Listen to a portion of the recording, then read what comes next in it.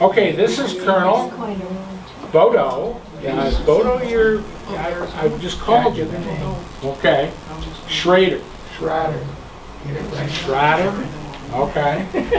Sorry about that. He's our guest speaker, and actually, Maddie, this goes back to your lead, because the gentleman I had, I don't know what occurred there. Lasser was his name, I believe. He was a speaker at one of your events, and when I contacted him, they made arrangements through the center that Mr. Schrader works at and supports. So he's going to be with us and talk to us a little bit. That's mine. Yeah, that's what I thought. He's going to talk to us a little bit about the Holocaust from his point of view. He was born in 1941, and he was 5 years old, and I think this is highly unusual, but that he survived the war, because at 5, when you got to a lot of these camps, children and women and folks that had all kinds of ailments were immediately dealt with, is my understanding. So how he survived, it wasn't your time, sir. But he's a practicing full bird colonel with the U.S. Army, jumping out of purposely or perfectly good planes with the 101st Airborne. So, hooah to you. And with that, I'm going to turn it over to you, sir. Thank you. Thank you, sir. Official salute. Good evening. Good evening. There it is. My name is Bodo Schrader. I was born, as Bob said, November 11th, 1941. Now, Woodrow Wilson in 1919 declared Armistice Day, which was the end of the war. And anybody know what you were supposed to do on Armistice Day? Cemetery? No? Buy guns? Armistice Day, according to Woodrow Wilson, was that at 11 o'clock in the morning, because that was when the Versailles Treaty was signed, you would have faced east and give a moment of silence for those who died in World War I. Now, I'm going to do a little bit of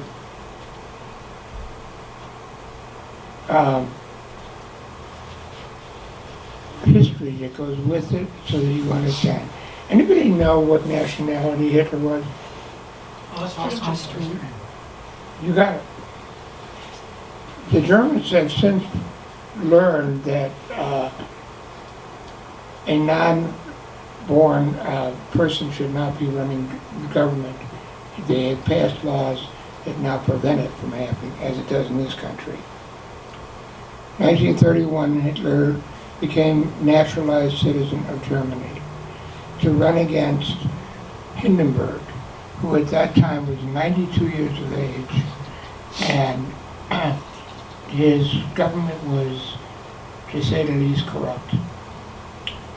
And the Nazi Party used the Versailles Treaty and Hindenburg, obviously, to win that election. Now, he won the chancellorship, but not the presidency. But in 1931, when he made his speech of acceptance, he used a term that nobody paid attention to. And one of the reasons I'm here is because of that word. Anybody ever look up Holocaust?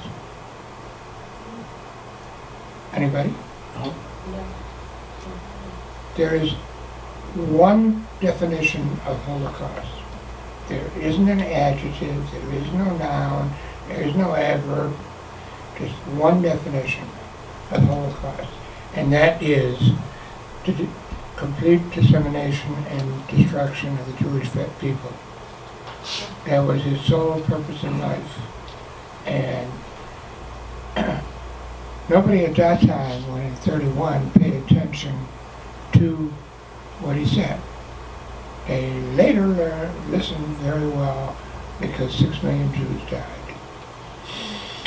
My father and mother were married in 1931. My mother was Jewish. My father was Catholic, Christian actually, Protestant. And for up until 1942, they were together and separately. Now, my story begins when I was born in 1941. Any of you know the Jewish laws? Or have heard of the Jewish laws? Yeah, okay. One of the Jewish laws, they were passing laws at that time from 1932 to 39, which basically, if you were a doctor, you couldn't practice medicine. If you were a nurse, you couldn't do nursing. If you were a clerk in a store, you could not do that if you were Jewish. They basically tried to isolate and eliminate the Jewish people as a race, which I don't understand. I'm a nice guy. It's a matter of opinion. That's my sweetheart. Anyhow, 1941, November 11th, I was born. I have proof of that because my daughter came up with, now the slideshow we're going to present is not going to be exactly the way the script, what? We don't have. She's, never mind, keep going.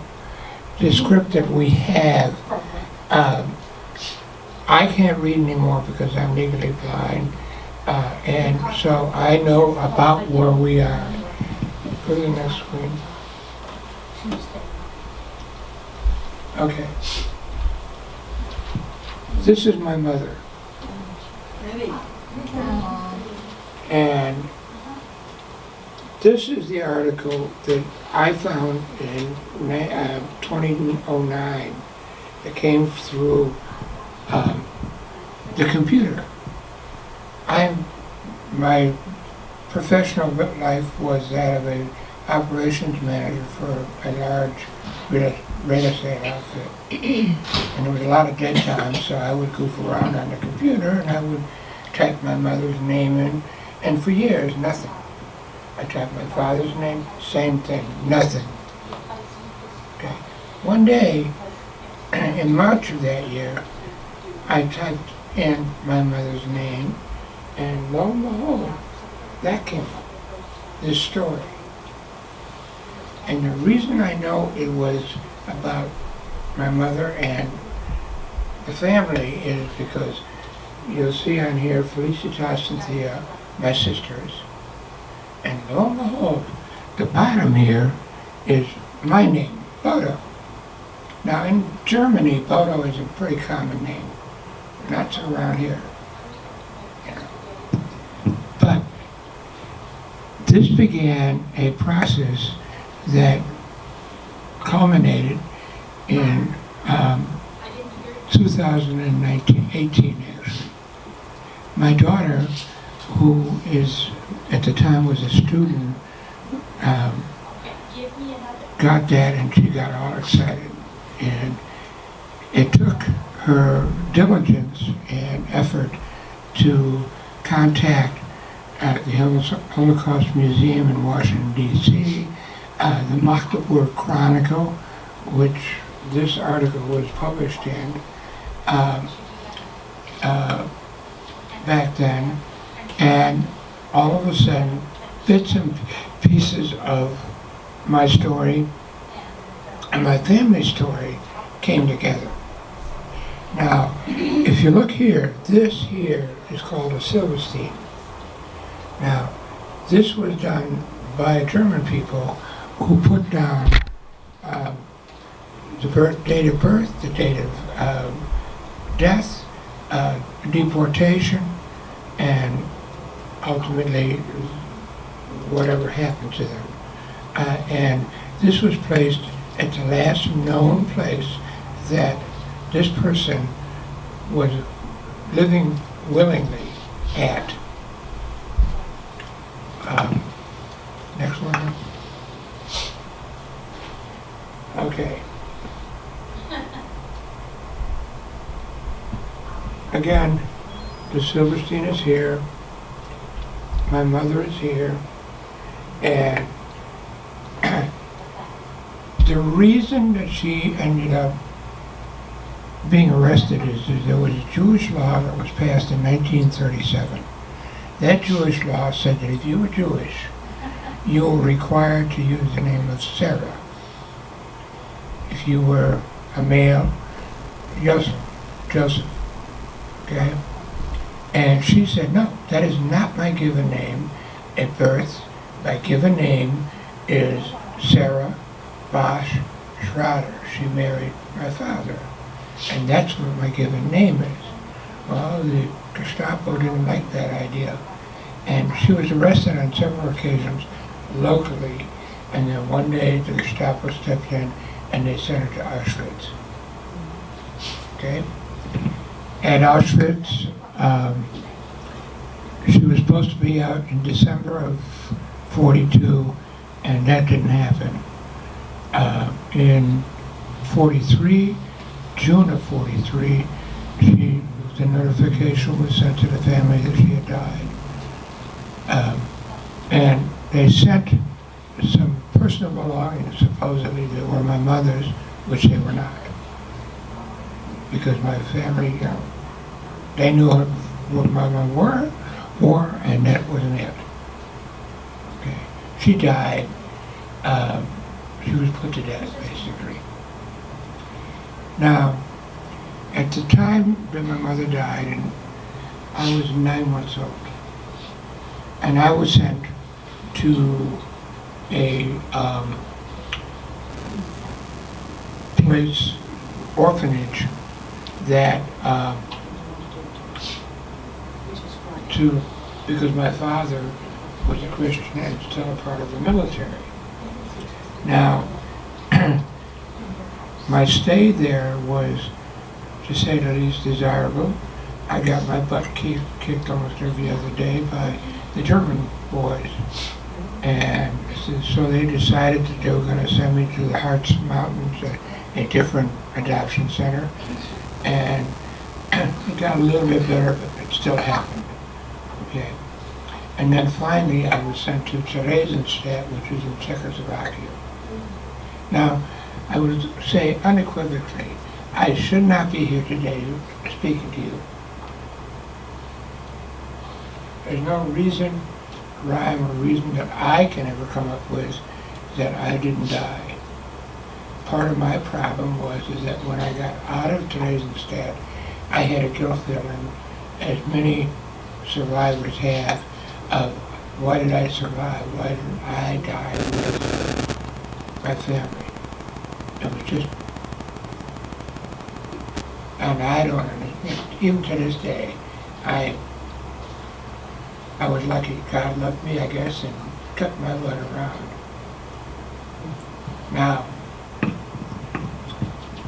at Auschwitz, does anyone know who the commander of Auschwitz was? His name was Adolf Eichmann.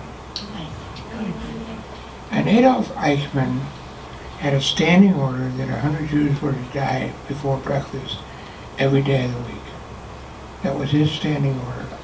In 1967, when the Israelis brought him back to Israel to stand trial, he tried the same line that every other officer that had been in the Nuremberg trials of saying, I was just following the orders.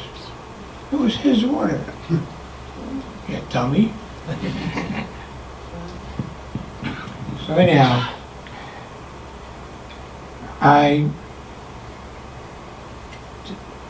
in 1946, the American Army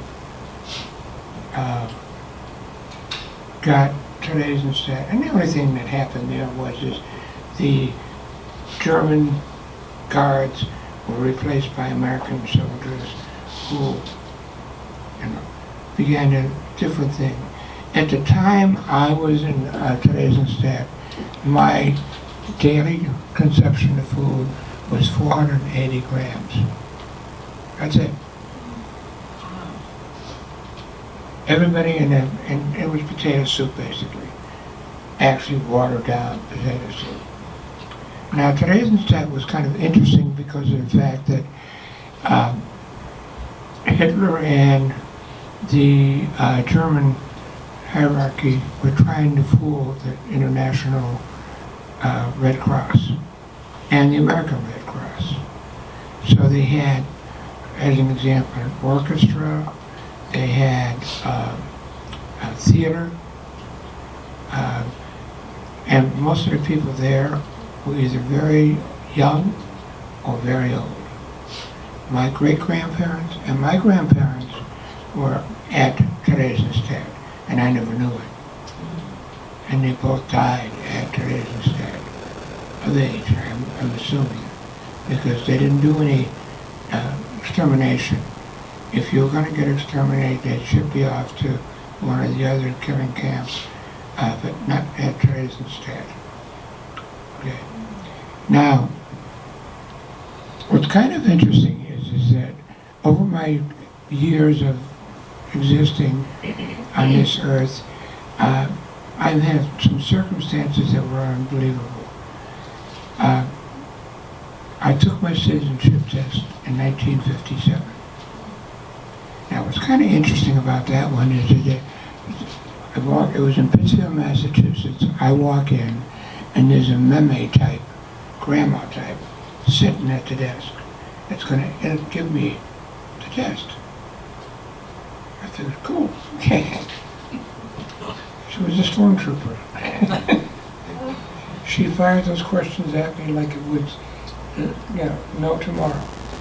I later found out that the area that I took my test in was also the area of the American,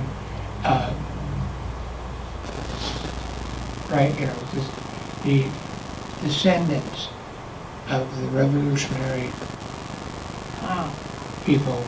And what was unusual, and in my particular case, at the time I didn't think anything of it, but later on I did, is that the last question she asked me was, are you now, or have you ever been, a member of the Communist Party? Of course not.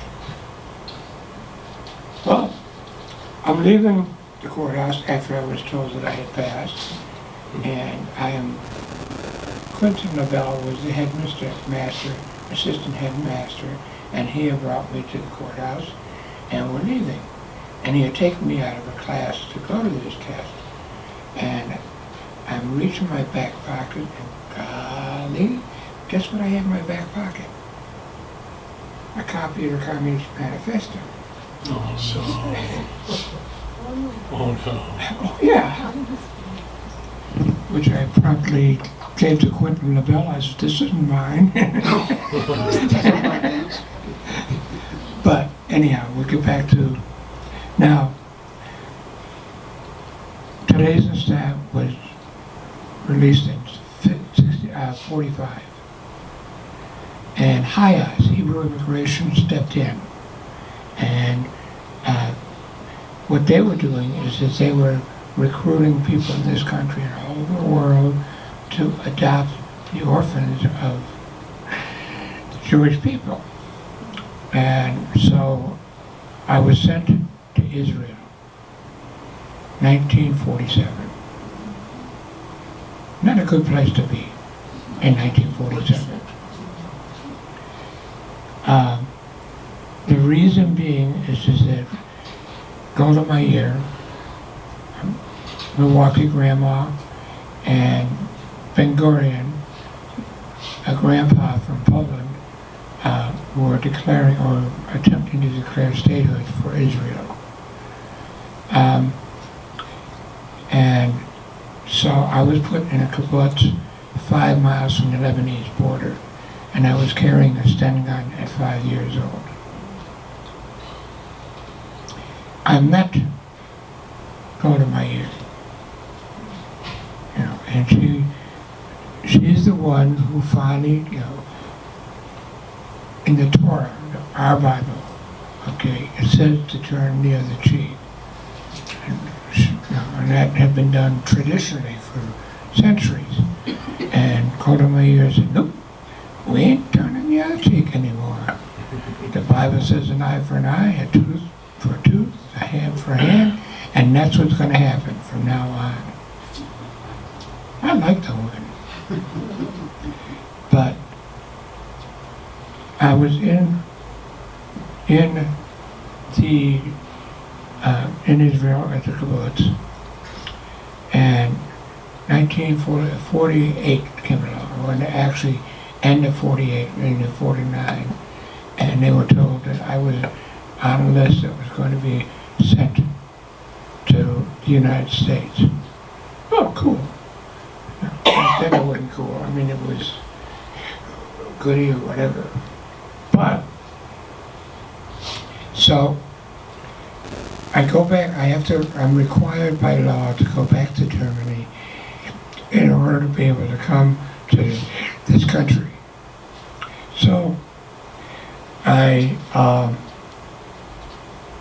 wait, and on October 3rd, 1949, they put us on a DC-3 to fly over to England and then catch a Constellation that was going to fly me from England to Greenland to Newfoundland and down the coast.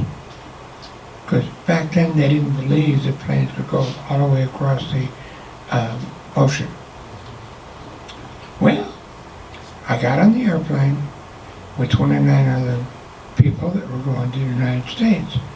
We got halfway across the English Channel and the plane went down. So, boats came from England and got us, but the bad part about that was that all my medical records, all the shots I had been given, etc., went to the bottom of the English Channel.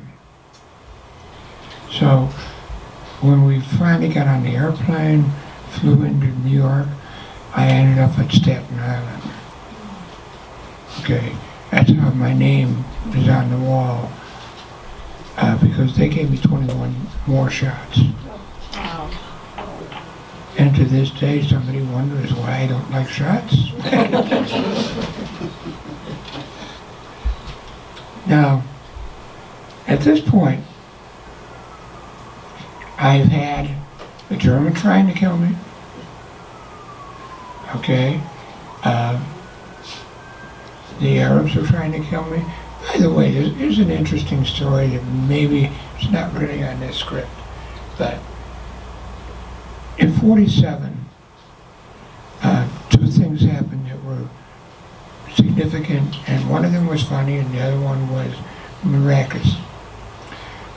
The English had the military in the Palestinian area, and they were going to pull out. And so they had arranged with the Arab population to turn over all the arms and munitions and everything to them. And then came along Golda, and she ordered her special forces, and they cleaned out all of the munitions and everything.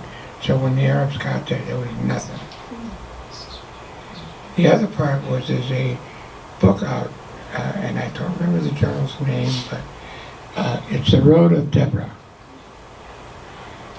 Deborah was a warrior queen for the Israelis, and her castle was up in the Golan Heights, and there was a road that went up to the Golan Heights, and it had been, nobody knew where it was, but there were rumors to that effect.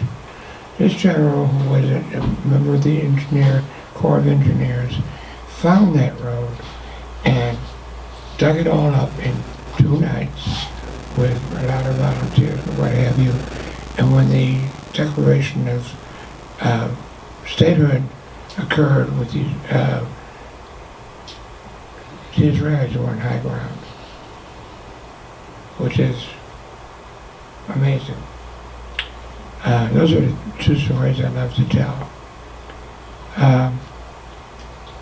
Now, the other part of it's a good part, but it's sad in one way. Many American people who opened their hearts and wanted to adopt these children that were coming out of Europe had no idea what they were getting whatsoever. An example, my own example is that when I was at Theresienstadt, I had a little person who I befriended who told me he couldn't play anymore that night, the next day because he had to go take a shower. And the following day, his cubicle was emptied by the Gestapo. Now this happened 3 times in a row, and it got into my head that maybe it wasn't such a good idea to have a shower. And to this day, I have a panic attack when it comes to taking a shower. When I got to Chicago, where the adoptive family that I was with, they picked me up at the Jewish Federation building in Chicago, and they took me home. Now, they were well-to-do. They lived in Highland Park, Illinois. And they handed me a gun. It was a one where you had to wind the barrel, and then it would make the sound of shooting. And I was shooting everything I could find. And we got to the house, and of course, my adopted sister, the mother, and other family members were there, and there was also a dog named Mortimer. Now, Mort was a poodle, about this big, very large poodle. I saw him coming, and I booked. I went through the front door, went up the stairs, found the first bed I could find, and I got under that bed, and I wasn't coming out. Now, it took them about an hour to finally get me out from under the bed. The other part of that is that for the first year that I lived with them, even though I was totally safe, and there was no way in hell that anybody was going to hurt me or another, but I slept under a bed, not on top of it. You know. So, in 1952, my parents, we'll just let a couple, my adoptive parents, had been lied to. They said I was 100% Jewish. Well, I thought I was, but according to the records, my father was Christian and my mother was Jewish, and so therefore I was not 100%. So they had the adoption set aside, and from 52 until I was out on my own, I lived in foster homes, which wasn't bad actually. I had some really great people that nurtured me, taught me. 1954, Joe Littleworth, who was my adoptive father, who had the adoption set aside, sent me to Windsor Mountain School in Lenox, Massachusetts. And I met with a Dr. Gertrude Bondi. One more.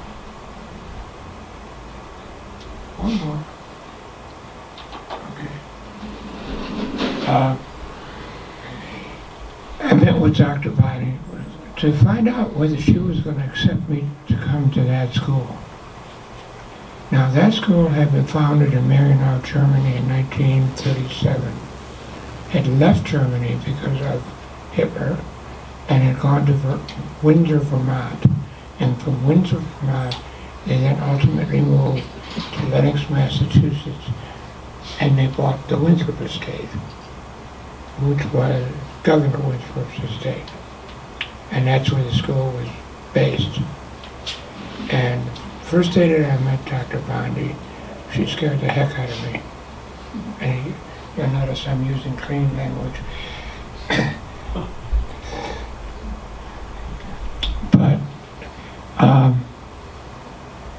Bondi talked to me for about half hour, 45 minutes. And she told my life story to me. She scared the heck out of me.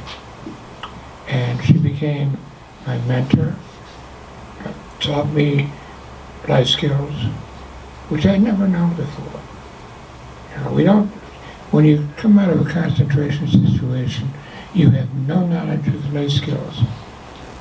You know, your parents, and you are parents as well, have provided your children with life skills. Telling the truth, don't steal, etc., etc., etc. And I never had that. I was very fortunate, and part of what my philosophy is, pay it forward. Anything that I do, if I see somebody who needs help, I will pay it forward. Because all of the people that provided me life and took care of me when I was little. It's just, you should do that. You know, in Yiddish it's a mensch. But anyhow, so I went to that school and I graduated from that school in 1960. What really upset me was that they had a reunion committee that was declaring that it was going to be 60 years since we had graduated. And I sent them a letter probably thanking them for reminding me I was old. Because I didn't need that. But I then went to Springfield College and got history with my specialty. But my love was sports science, and I got my master's at UCLA in sports science. Now, Bob's told me to keep it short, and I'm going to do that. Since then, and what was interesting, you were talking about the Arizona, I worked as a shipbuilder for a while, a master shipbuilder, and we worked on the Jersey, which is a phenomenal war. They transformed it from an old battle wagon into a missile wagon. But the deck of that is all teak, gorgeous. And the thing that I was amazed about is that the Arizona took as many hits as it did and still floated for quite a while before it ultimately went down. But the Jersey, the plates we had to replace on the Jersey were 5 inches thick. Their guns were 8mm guns. They could lob from here to Chicago, they could lob a bomb and it'd make it. It was just an amazing experience for me. I also was a deputy sheriff for a while in Cook County, Illinois, which is not a good county to be in. And there was a situation of my own making that I should not have done. It was poor judgment on my part. I was escorting a guy named Joe Black. Joe Black was a cop killer and had absolutely no qualms about killing policemen. And one day he said to me, if I didn't have that badge, and I could tell me I took my badge out, just there it is, come and get it. Stupid. I beat him, but it wasn't smart. I've gotten smarter since.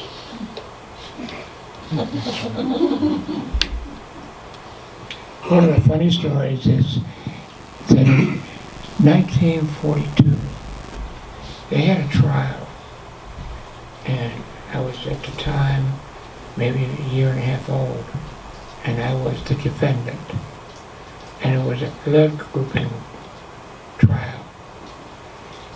In Germany at that time, if your blood grouping was less than 50% of a nationality, either Protestant or Jewish or whatever, you could no longer be a citizen, and you were declared illegitimate.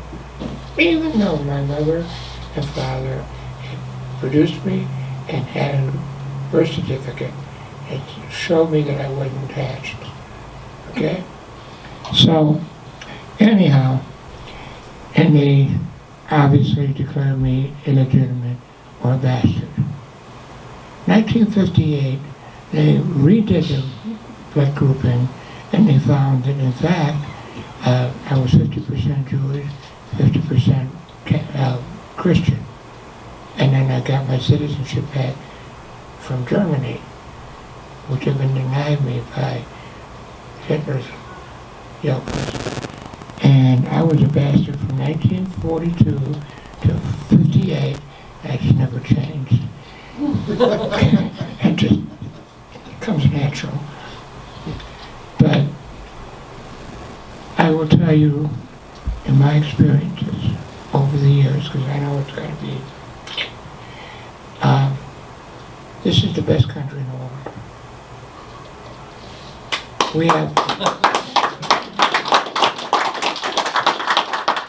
We may have our faults. We may have shortcomings. Okay, as an example, 57, Eugene McCarthy. Now, y'all know, I had a teacher at my school who was arrested by the FBI for being a communist. She wasn't. She was an elocution teacher. She taught me how to speak without rolling my R's or V's or W's. Okay? And she was arrested.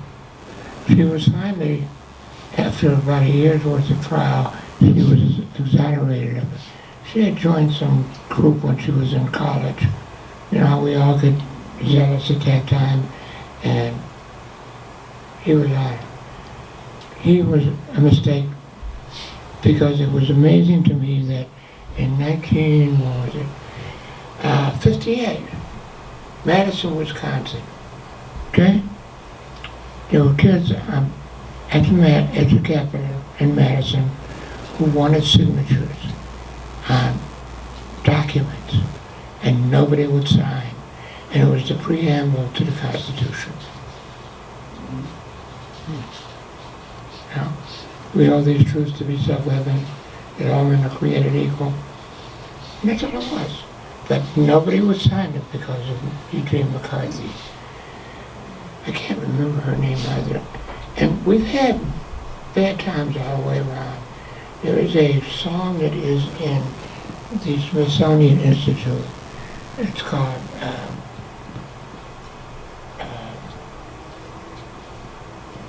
Bad Times.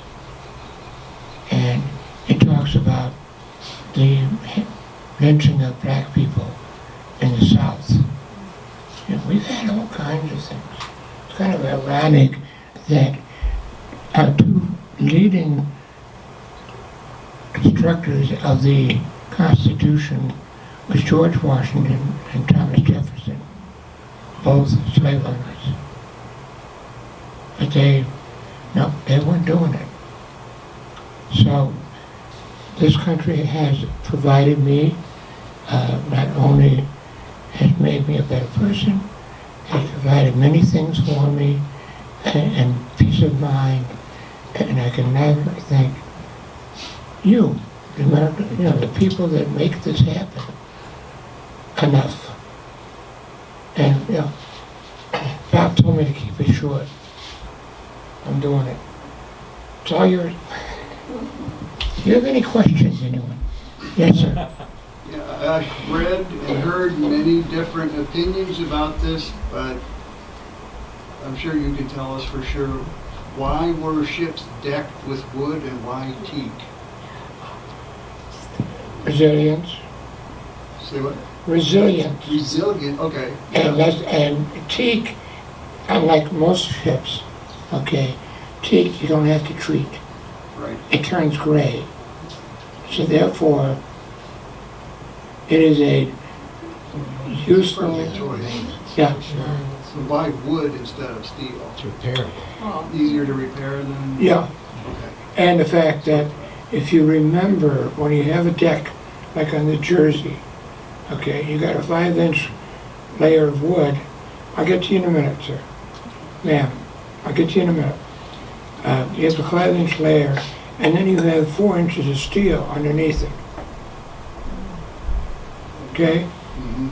So,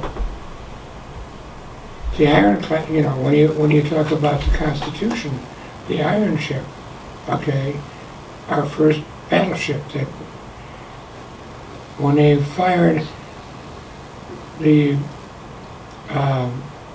balls at that, it bounced off. There's a resiliency that, and give and take. That was why. It has a memory, and that's the Yeah. reason why it's unusual when you're walking on board New Jersey, the Missouri, any of them, you'll see teak wood, and I'm thinking, well, shoot, this is going to last. When they actually have all their guns, one side or the other, and fire them simultaneously, the ship actually will rock about 30 degrees. Yes. And because teak has a memory, it remembers how to return to its original position. You could do that one time with just strict steel. You have a Yeah. permanent warp. You've been ripped apart. I've been on the Enterprise. Yeah. Yes, ma'am. You, in the back there. When were you born? When was I born? 1941, November 11th. Veterans Day. No, Armistice Day. Was it then? No, it was then. Now it's Veterans Day. It was changed by, I believe, Ronald Reagan. Okay? I have a question. Sure. Have you been to Israel? I was there from 1947 until 49 when But I I, mean, as an adult. no, Oh, you should definitely go. I know that. Yeah. There's a lot of places I should definitely go. The problem is, okay, I would, if you have time. Okay.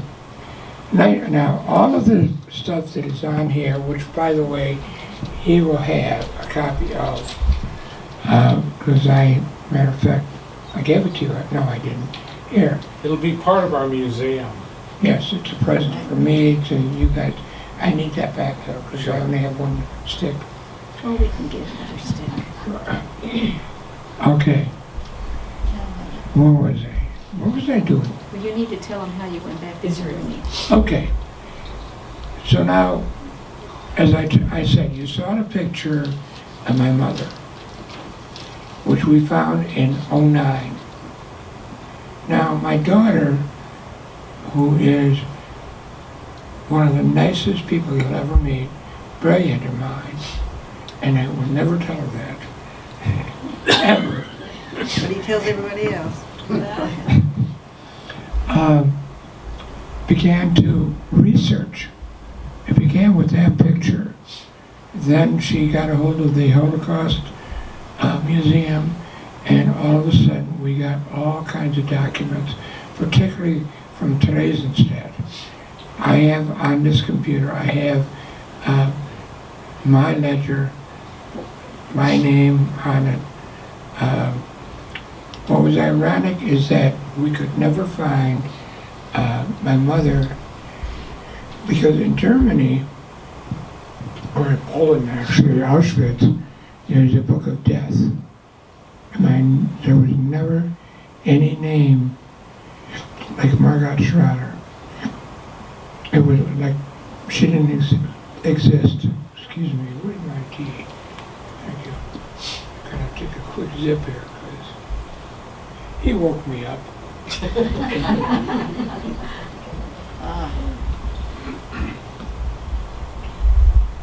In case you hadn't figured, I'm shy.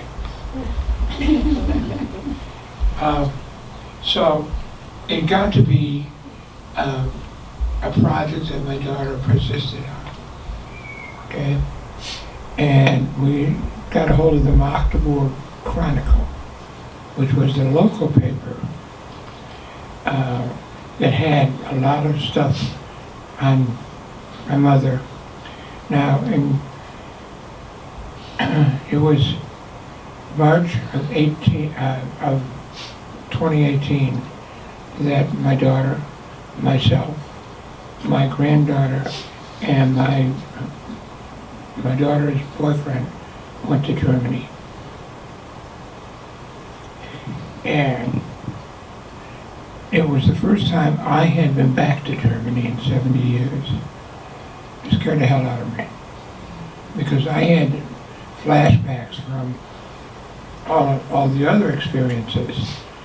And we got to Germany, and it was kind of funny as we went through, let them know why we were there, and blah, blah, blah. And they had a German line and an American line. And they had me in the German line, because I was a German citizen, even though this country did not recognize dual citizenship. And I met 40 people at the airport, met me, and they were all Schraders. These were my sister's kids, my nephew, his name is Norman Pasha. We had sisters, aunts, uncles, 40 of them showed up at the airport to welcome me to Germany. During that time, I also met my half-brother, because my father had been sent to labor camp. Oh, I missed that one. 1943, my father was ordered by his German commander to go back to Magdeburg and divorce my mother, because she was Jewish, and he refused.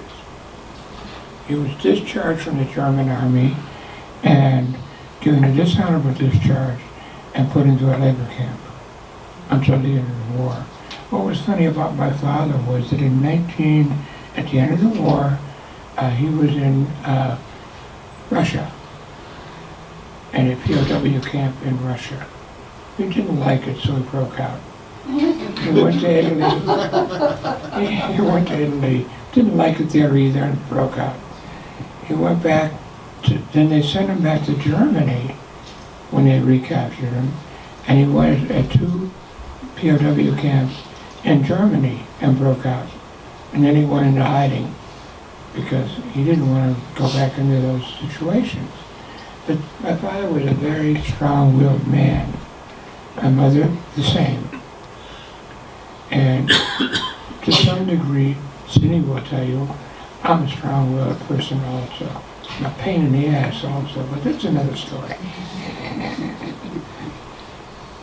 I want to hear a little bit more about your military. If you retired as an 06, that is a rare. I retired as an 05, and I thought, man, air is rare there.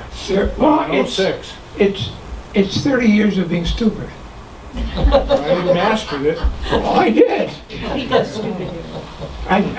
I never landed on my head though. That was the good thing about that.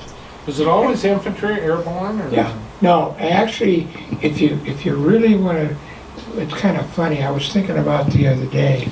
There was a Canadian American force called the Teufel. The Germans called them the Teufel. It was Darby's Rangers. They were the prelude to the airborne.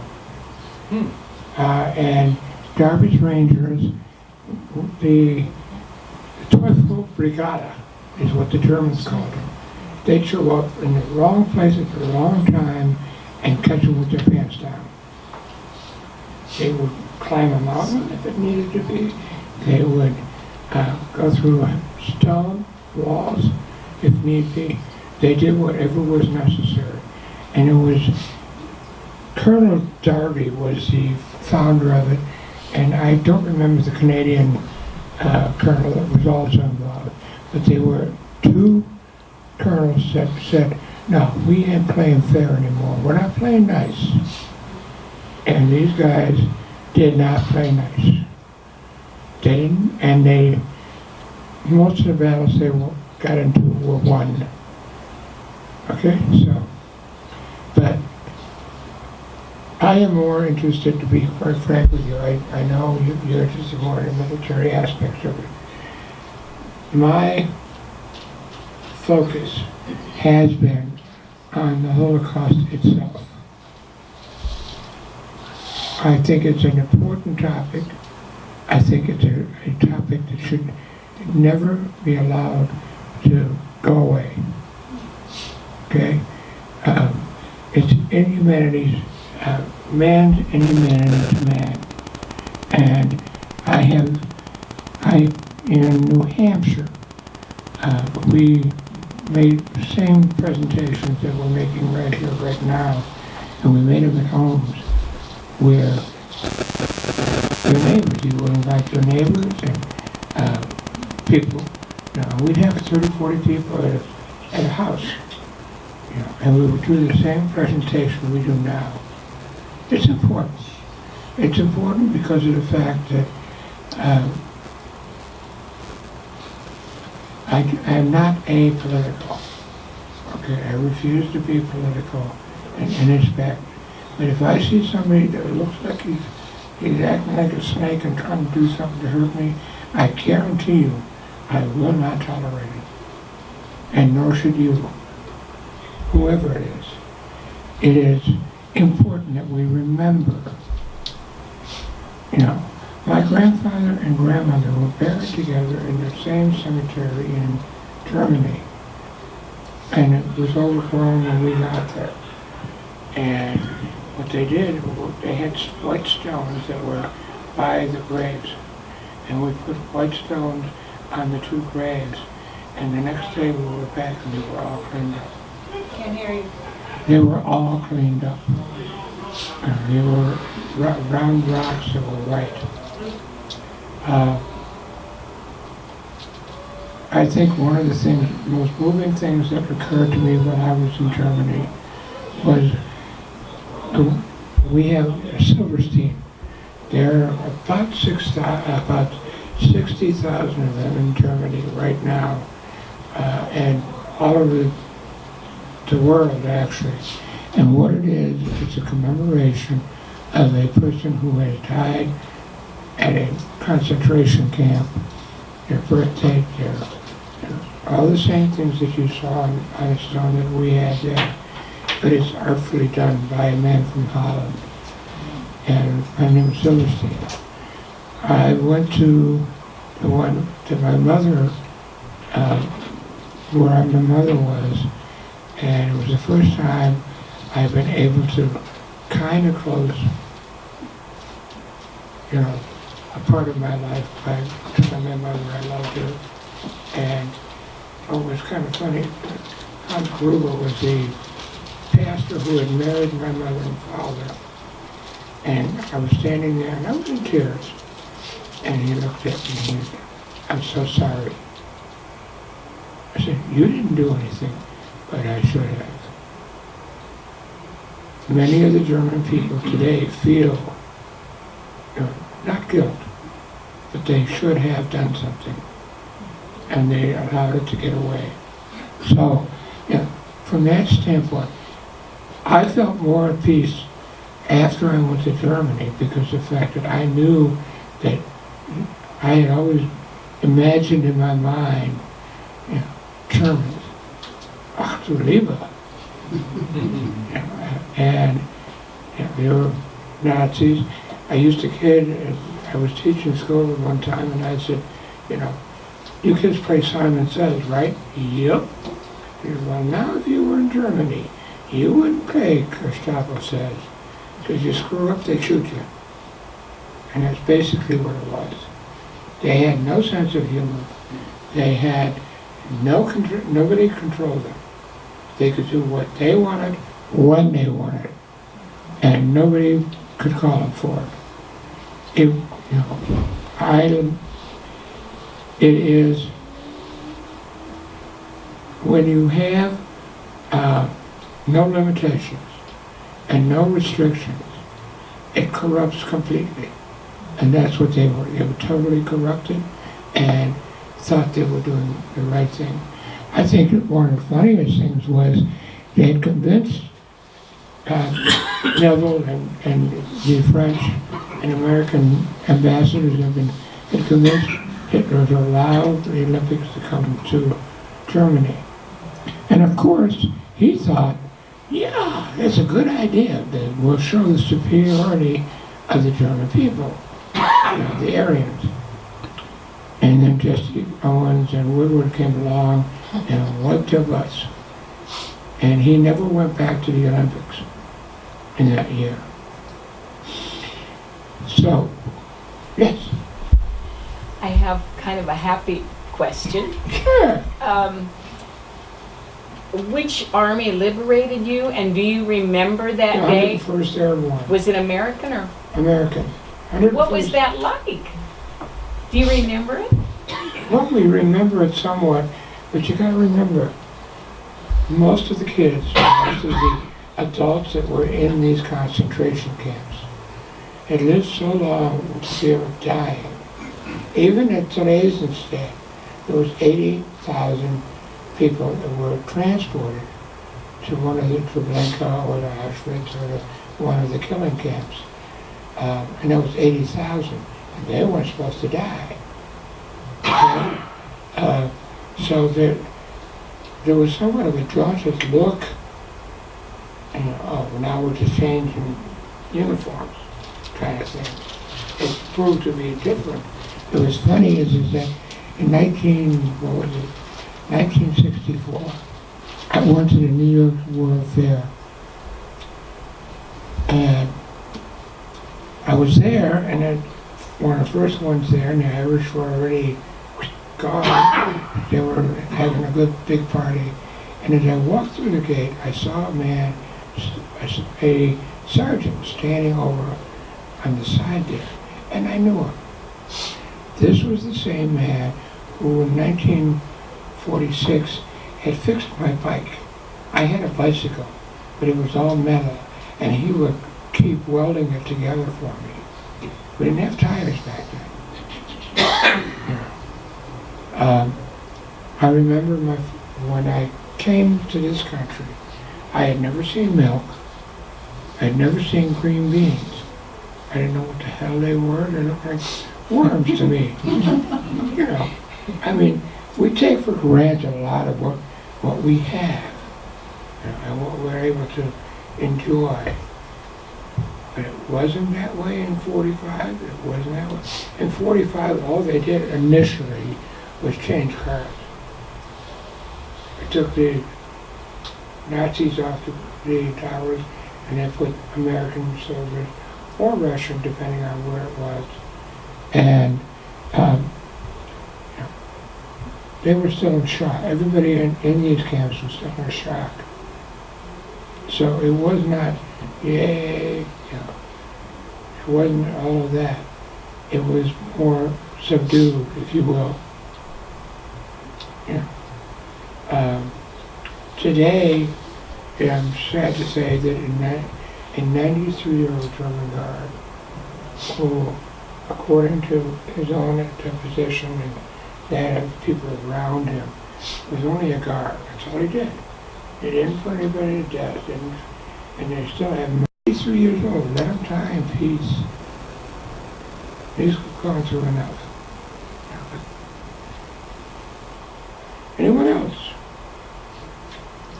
Well, I've got a little something for you. Oh, hold on.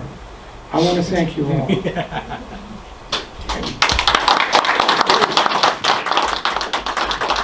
want to thank